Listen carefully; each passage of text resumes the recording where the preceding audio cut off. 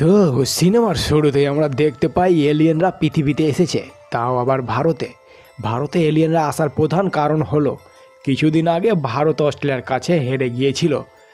আর বাংলাদেশ ও ভারতের কিছু ছাপড়ি ইউটিউবাররা দেশ তুলে জাতপাত তুলে গালাগাল করছিল, যা এই এলিয়েনরাও খবর পায় আর তাই তারা মজা নেওয়ার জন্য ভারতে এসেছে।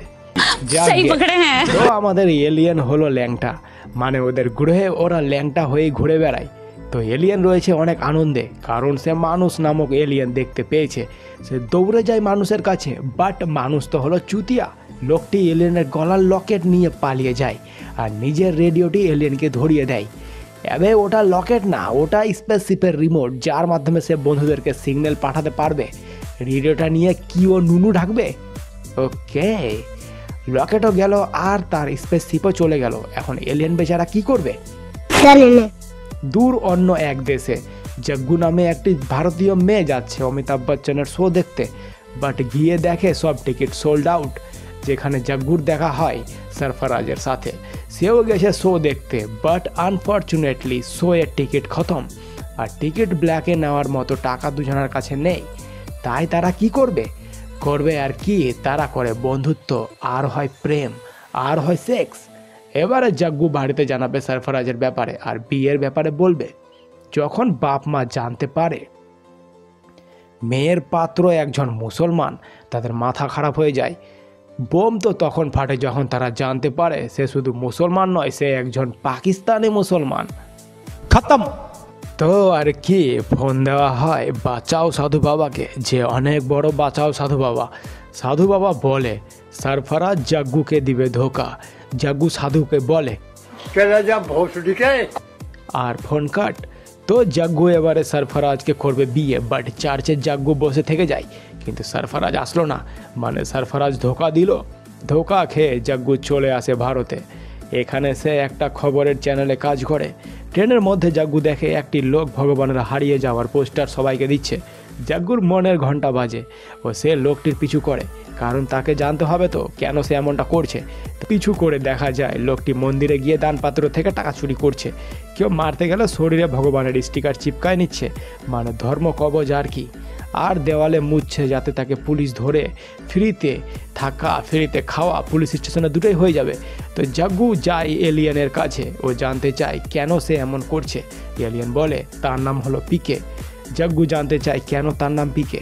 তো আর কি, এলিয়েন পিকে আমাদেরকে নিয়ে যাবে ফ্ল্যাশব্যাকে, যেখানে ল্যাংটা পিকে একটি ডান্সিং কার দেখতে পায়, যার ভেতরে কাপড় খুলে ছেলে ও মেয়ে ডান্স করছে।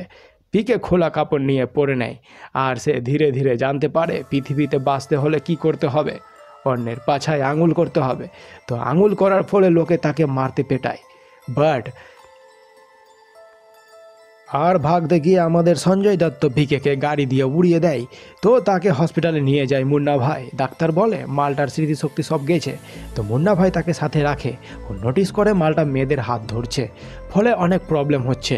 অ্যাকচুয়ালি পিকের মধ্যে ক্ষমতা আছে, যে কারো হাত ধরে সে তার ভাষা শিখে নিতে পারবে, তার মনে কি চলছে তাও সে বুঝতে পারবে।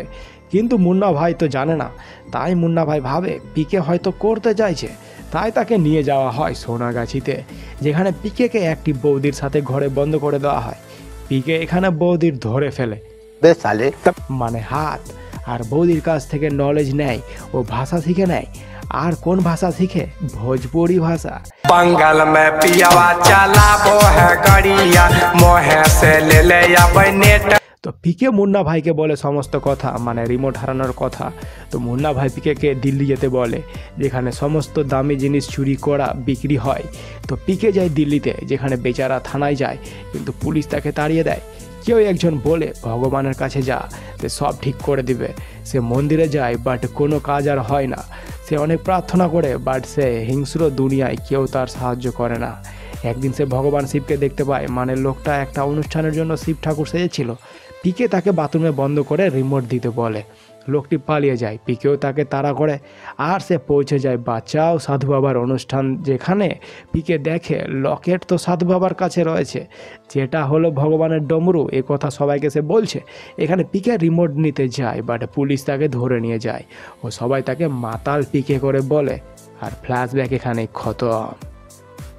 তো পিকের কাহিনী শুনে জাগ্গুর এক ফোঁটাও বিশ্বাস হয়নি।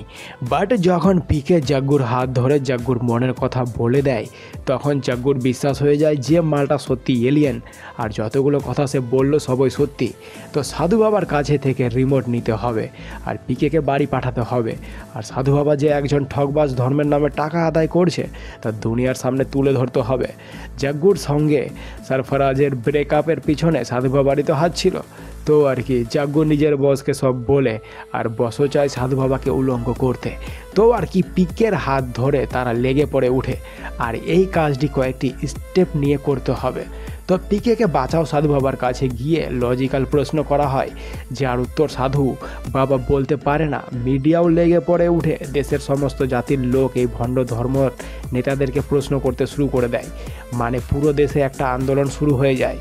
জাগ্গুর বাপিকেও পিকে অন্ধবিশ্বাসের ব্যাপারে বোঝায়। এসব করতে করতে এলিয়ান পিকে পড়ে যায় প্রেমে, তাও জাগ্গুর। বাট জাগ্গুর মন খারাপ, কারণ তার সরফরাজের কথা মনে পড়ছে। এগুলি ঘটনা চলার সময় মুন্না ভাই করে পিকেকে ফোন ও বলে রিমোট চোরকে সে ধরে ফেলেছে, তাও রেল স্টেশনে। পিকে যায় সেখানে, বাট সেখানে হয় বম ধামাকা, মুন্না ভাই সহ চোর খতম। পিকের মন হয়ে যায় অনেক খারাপ। এদিকে বাঁচাও সাধু বাবা হয়ে গেছে বিরক্ত, তাই সে পিকেকে সামনাসামনি কথোপকথনের জন্য ডাকে, যেখানে পুরো ভারতের মিডিয়া থাকবে। পিকে চলে যায় ও বলে একটা ভগবান আছে যে আমাদের সবাইকে বানিয়েছে, আর একটা ভগবান আছে যেটাকে তোমাদের মতো ভণ্ড সাধু বাবারা মিলে বানিয়েছে যাতে তোমাদের পকেট ভরে থাকে। শালা স্বার্থের জন্য তোরা ভগবানকে বেঁচে দিস। মানুষ এতটাই অমানুষ, তোরা বড় লোককে আরও বড় লোক আর গরিবকে ভিক্ষুক বানিয়ে দিয়েছিস। তোদেরকে নরকেও জায়গা হবে না। জাতিভেদ তোরা করেছিস ভগবান আল্লাহর নামে, তোরা সাধারণ মানুষকে লড়াস। ভগবান তো একটাই, যে সমস্ত কিছুর সৃষ্টিকর্তা। মার শালাকে। পিকে এই কথাও বলে জাগ্গুর ব্রেকআপ ও তুই করিয়েছিলি, তো এখন হবে প্রমাণ। ফোন লাগানো হয় পাকিস্তানে, যেখানে সরফরাজ বলে সে এখনও বিয়ে করেনি, কারণ সে জাগ্গুকে অনেক ভালোবাসে। সেদিন সে চার্চে গিয়েছিল, বাট জাগ্গু ততক্ষণে সেখান থেকে চলে গিয়েছিল। তো প্রমাণ হয়ে যায় যে বাঁচাও সাধু বাবা হলো একজন বোকাচোদা।